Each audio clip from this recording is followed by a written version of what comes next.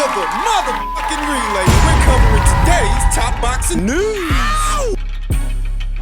Okay, we'll start with this. Per tweet from Michael Benson, it's official. Conor Benn has now been cleared by UKAD over his 2 positive VADA tests before the canceled Chris Eubank Jr. fight last year. He is now free to fight in the United Kingdom again.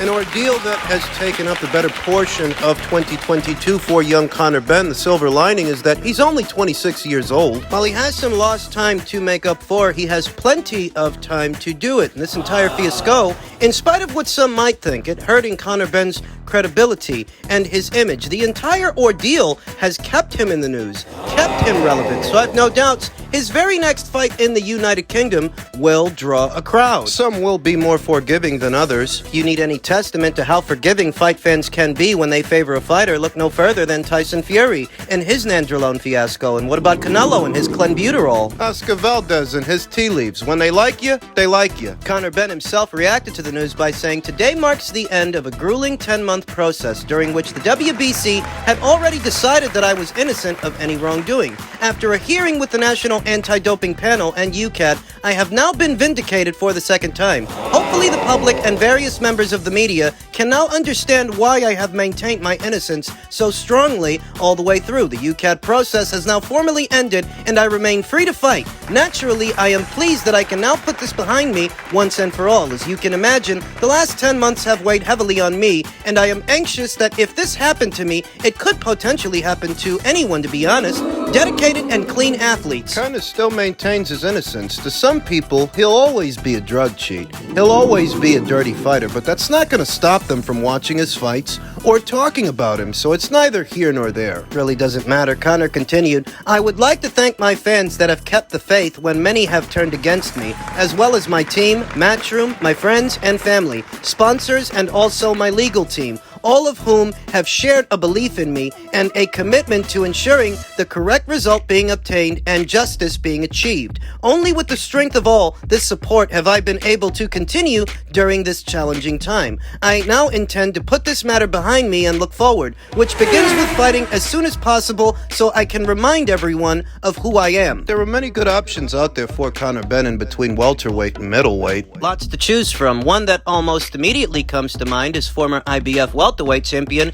Kell Brook, who not that long ago was eyeing the winner of a potential Eubank versus Benn fight, what is now a Eubank versus Smith rematch. Conor can fight him. He's been out of action just as long as Conor. Having last seen action in February of last year, Conor Benn having last seen action in April of last year. This ordeal lasted about 10 months, but for Conor, he's been out of action for a little over a year, more than 10. More than 10 months. Conor Benn versus Kell Brook at the O2 Arena would put asses in the seats. At either 154 or 160, you can sell it. Technically, this entire ordeal has come and gone with little consequence to Conor Benn except the time lost, though I reiterate, Conor's only 26 years old. While he might have lost some time, he has plenty of time to make it up. He can make it up fighting Kell Brook, he can make it up fighting Adrian Broner. Adrian Broner, who not that long ago jumped ship, left the PBC, jumped into bed with Black Prime, then jumped ship over there and jumped into bed with Don King. Adrian Broner, who was offered this fight with Conor Benn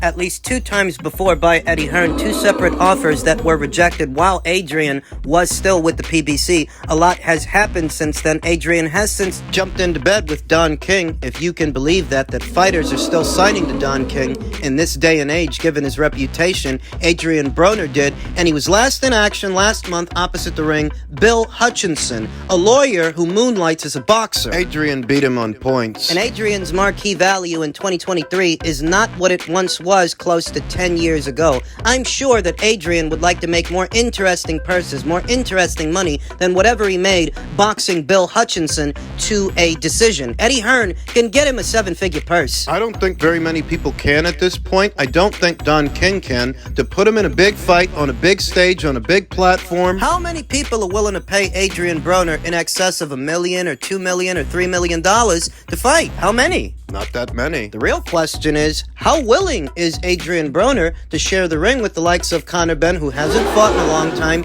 He needs a tune-up fight, and preferably a fight that'll make some waves, that'll make a splash here today. Adrian Broner by himself, as a headliner isn't much of an attraction, but opposite the ring Conor Benn, that could put some asses in some seats. They could both make some money with that fight, so it's something to consider that Conor can either fight Kell Brook or Adrian Broner. En route to what could be a showdown with the winner of Eubank versus Smith. Given the amount of time that he's lost, I don't anticipate that Conor's next fight will be at 147 pounds. In truth, I don't know that he's ever going to return to the men's welterweight division. At junior middleweight, all the alphabet titles are set to go vacant very soon.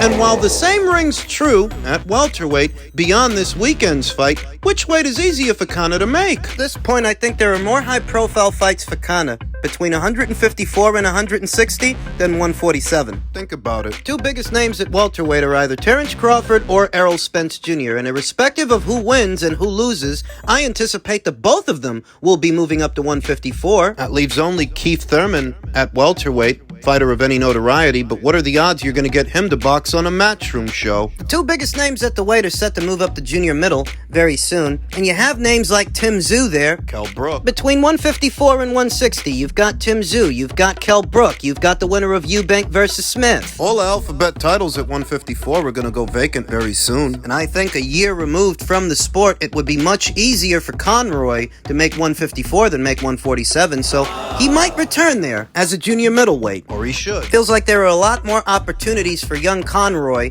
between 154 and 160 than what was there at 147, and we'll see what happens. He's back.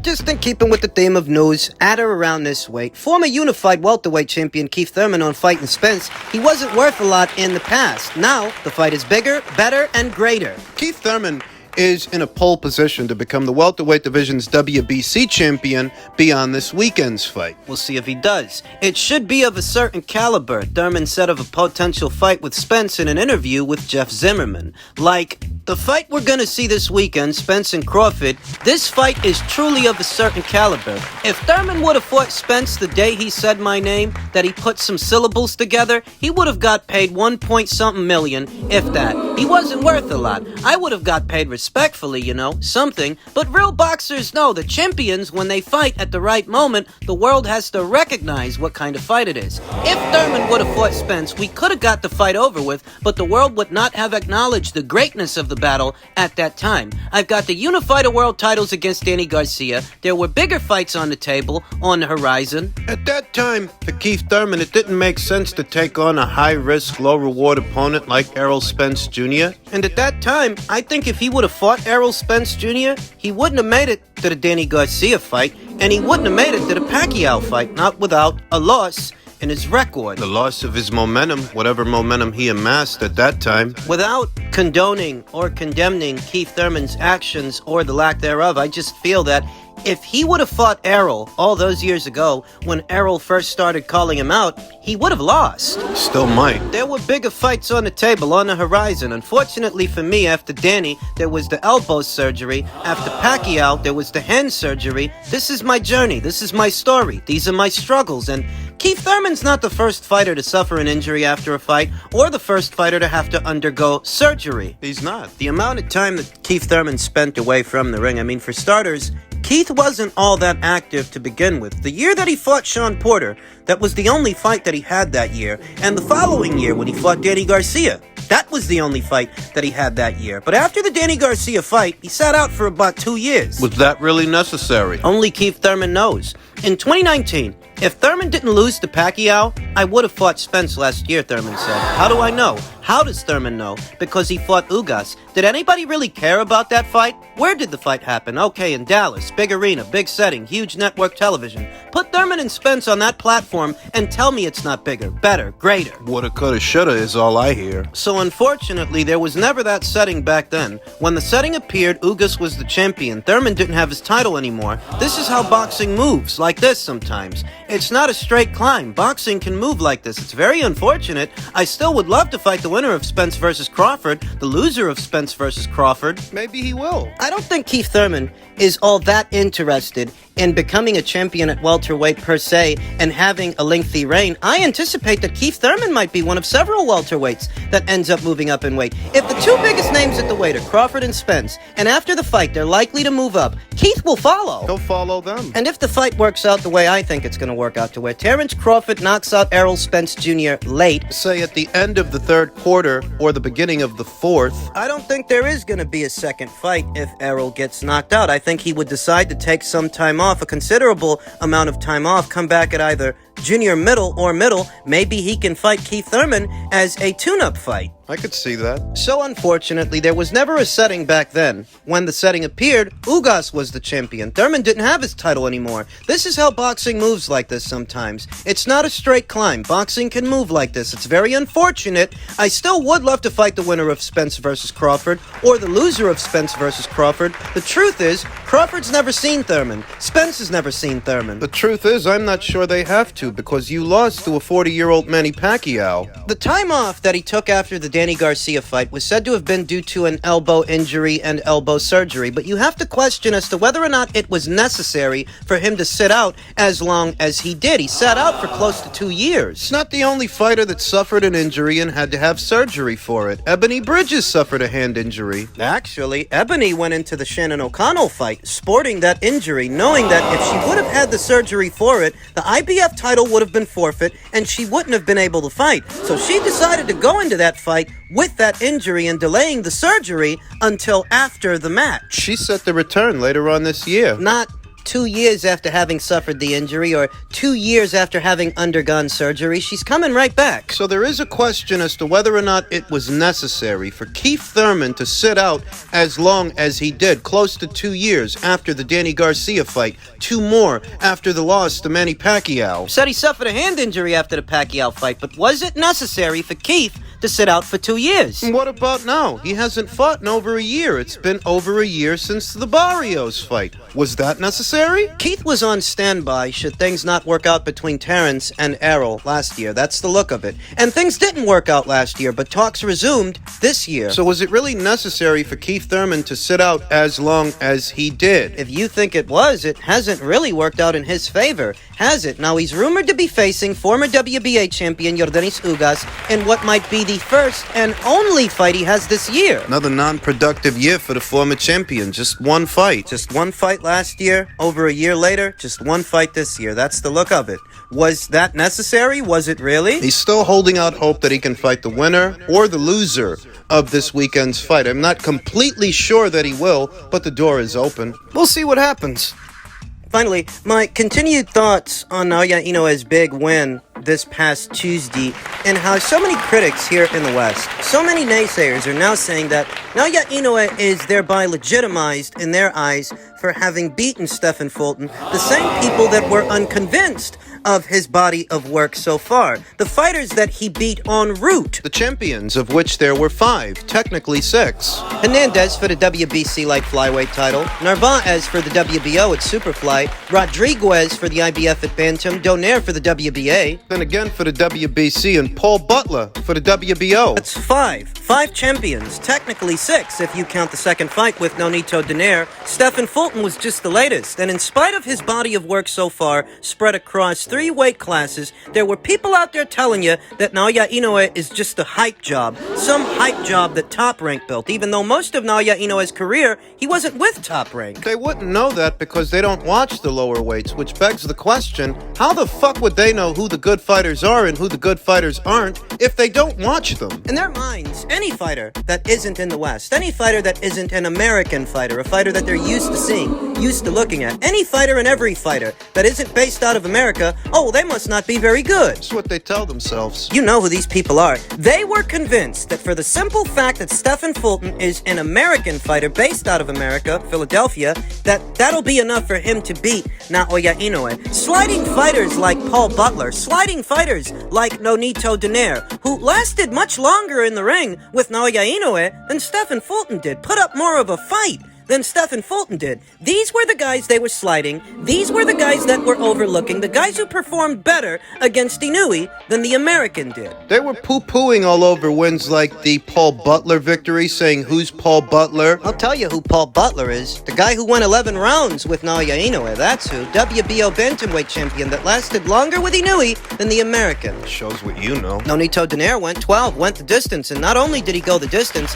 in my opinion, he gave Inoue the hardest fight of his career. I never saw Inoue have to work that hard to get the victory, and he left him with a parting gift, a fractured orbital bone. Stephen Fulton couldn't do that. In truth, Stephen Fulton was never in that fight. Nothing against him, but we can see with our own two eyes that Stephen Fulton was unable to put up the fight against Inoue that Nonito Donaire did. Nonito Donaire that they were poo-pooing on ahead of this fight. Guy's been bantamweight champion 3, perhaps 4 times after this weekend, a 4-division champion overall, and a first-ballot Hall of Famer. Anybody that knows their boxing knows Nonito is quality. But Nonito was one of several fighters that was being overlooked and slighted. Slighted by Naoya Inoue's critics, his boo-birds, in place of Stephen Fulton, who hasn't been a champion in as many weight classes as Naoya Inoue or beaten as many champions as Naoya Inoue. It's not even a knock on Stephen Fulton. I've got nothing against Stephen Fulton, but for some to say that Inoue is just a manufactured hype job, given everything he's done so far, to now say that he's legitimized in their eyes. Why? Because he beat Stephen Fulton? Hindsight is 2020, ladies and gentlemen. Hindsight is 2020. And in hindsight, Paul Butler lasted longer than Stephen Fulton. Nonito Donaire put up a way better fight than Stephen did. So it seems to me that these guys just don't know the ball from the bounce, and they don't want to admit it. It's not that Inoue is all of a sudden legitimized because he beat Stephen Fulton. He was already legitimized going into the fight. This is his 4th weight class. It's not that all of a sudden Inoue is now made a legitimate fighter, a legitimate pound-for-pound talent based on what you just figured out. No, that's just you being ignorant. And you could have told any one of these boo-birds that Inoue has already faced about 5 or 6 world champions across 3 weight classes ahead of the Fulton fight, and those 5 or 6 champions would have been immediately dismissed. The offense here was not picking Stephen Fulton to win the fight per se. The offense is sliding Inoue and every other fighter he's fought so far. It's an offense because of how dismissive these individuals were of not only Inoue, but the champions that he's fought en route to Stephen. As if they are somehow less than Stephen. You know that Jason Maloney lasted about as long with Inoue as Stephen Fulton did? Jason Maloney lasted about 7 rounds. Stephen Fulton lasted about 8. Jason Maloney's a current reigning WBO champion at bantamweight. He's got a belt. Stephen doesn't. It's more of America's unique brand of ignorance by way of pugilism, ignorance and xenophobia, thinking that the American fighter is the center of the universe for the simple fact